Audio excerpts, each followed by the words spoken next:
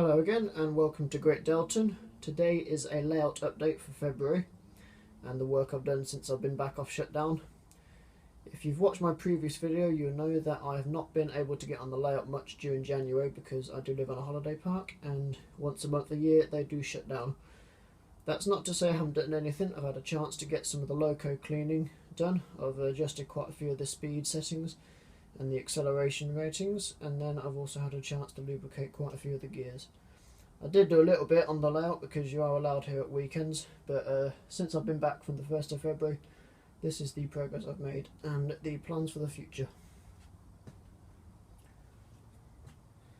So when I left you last in early January, this first third of the layout had been completed.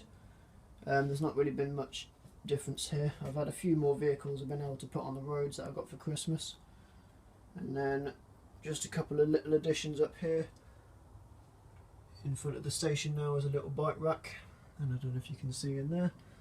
I've also popped a little station sign on the front of it, and then on the platform I've made a little sign out of a couple of nails and a bit of printed paper and some cardboard. So as I say, this first third isn't really making much more progress, to be honest. It's practically done. Just a couple more things I'll do when I get some more bits.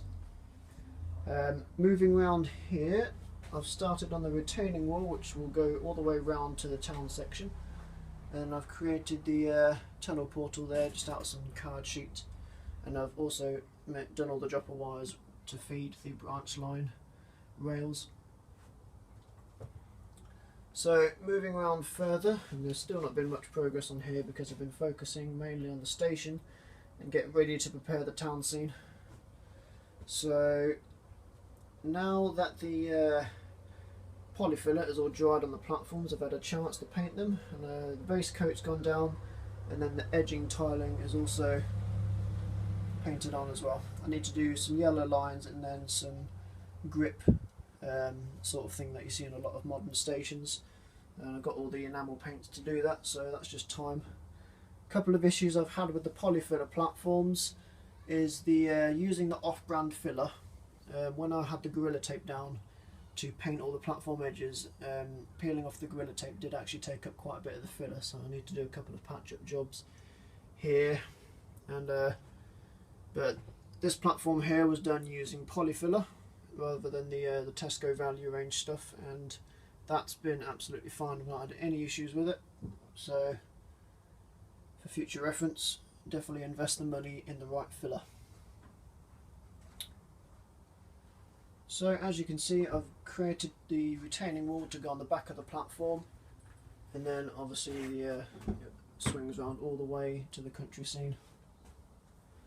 I do need to get some more kits just to fill in that gap. And then that sheet there will be brick card, and then there's this gap here which will have a bridge coming over the rails, and then following this line all the way down in front of the layout and to an eventual station over there.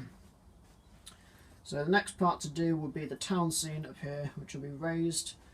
Got quite a few buildings to put on there, and then that will probably be a completely separate video. I'll do a building the town scene video altogether, and then that will be just dropped in.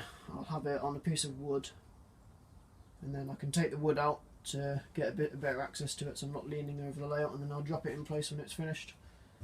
And then from there the work will progress onto the station and the building. Yes. Other little projects I've got going on other than the actual scenery itself on the layout include these dropper wires, which I've nearly finished doing. I just need to do the station now. And then something I would like to do is replace a lot of the couplings, especially on the freight wagons and the Mark III coaches, with some shorter ones because they keep coming undone. That's why I've got nothing running tonight, because as soon as it starts going it'll uncouple itself, and it's getting a bit irritating, so that's something I'll have to look at. I'll need to have all the wagons in a certain position to be able to run a train, so that'll be something I'm looking at.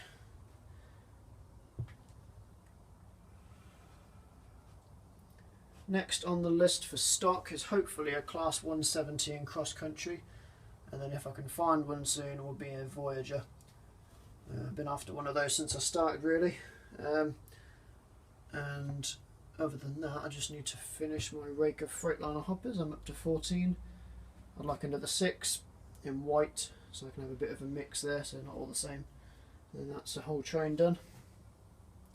One of my 350s at the minute is making a weird clicking sound when in certain directions, so I'll have to be looked at. Probably by model shop, as I'm not that advanced with the mechanics of the locos. So, and then just here I've drawn exactly how wide the road will be. That will be the pavement, that's going to be a cycle path, and then we've got the 2 lanes, cycle path, pavement. These 2 here will be the edges of the girder, and I use that width to make that cut out there, so I know how wide the bridge needs to be. So that's it for today. My next video will be probably building the town scene. I'll probably make a whole video on that. Most of it will be time-lapse and then a bit of descriptive between each video. But other than that, I'll leave you with a few running shots of the layout, and then I shall see you hopefully for a March update and the town scene video.